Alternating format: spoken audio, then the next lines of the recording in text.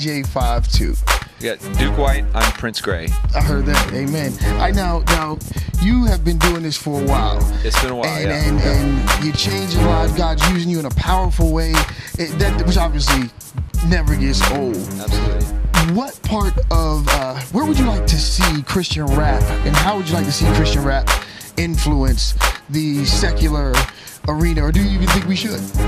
You know, honestly, I think more than anything, whether we're influencing it or not, to some we're the smell of life, and others the fragrance of death. Right. So our influence will be based on how people are receiving the gospel message. The gospel. So that's good. Realistically, that could be incredibly well if God is starting to stir hearts and things like that. But it could be a complete ignore. I mean, so much of this genre lends itself to everything that is opposite of what God stands for. But it is what it is, and if God's going to do it, God's going to do it, and it's as simple as that. Yeah, sounds like you're saying make sure you know what you're doing it for. Absolutely. Yeah. Absolutely. Now, when I look at some of the things that are going on in the music industry and things like that, how do you keep yourself from getting caught up in the business, just the business side of thing, and forgetting the ministry side? Because I don't separate the two. Business is ministry, and ministry is business. And I'll say that in a sense without even apologizing, because you won't have ministry unless you have business. You don't have it.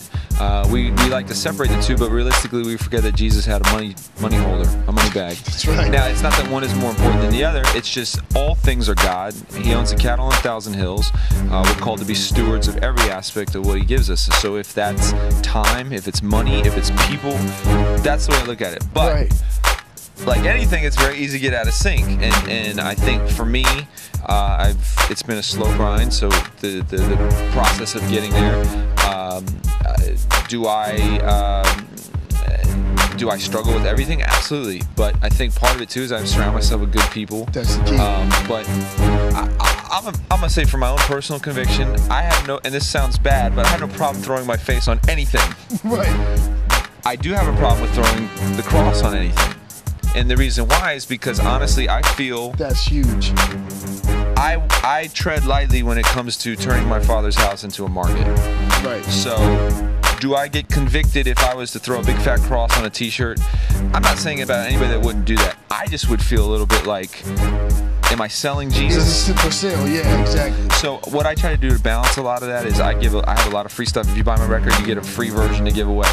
I have ministry tools over there all the time. I have all kinds of stuff I'm constantly giving away. I'm constantly giving out music. Stuff that people don't know. These are things that I do to balance that all out, so it's not about commerce. It is what it is, and I think we steward every aspect of what we do. Now, there's a lot of young artists out there, a lot of young rappers out there that want to come out, and all they see is kind of the success. Could you give a word to them that are coming out and may see that? Can you give a word to them? It's just all relative. Success isn't based on how many people you're in front of. Success is based on you being faithful to God's calling.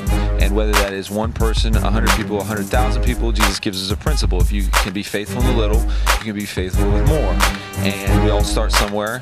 My success is not based on the fact there was 10,000 here. My success is based on the fact that, have I been a good father? Have I been a good husband? Have I spent time with my Lord today?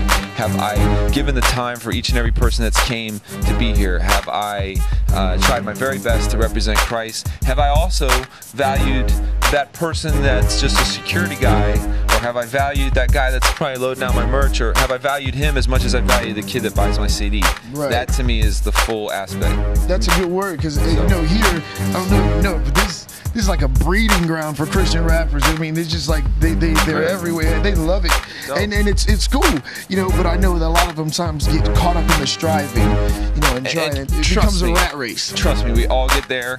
We are all still there sometimes. And no matter how big I am, in about 5 minutes I have to break all this merch down and haul it to a trailer. So if you think I'm glamorous, you can come haul my merch down to the trailer. Simple as that. Well, you got fans waiting for you, and you said fams. Fams. Yeah, fams Short waiting for you. That's cool.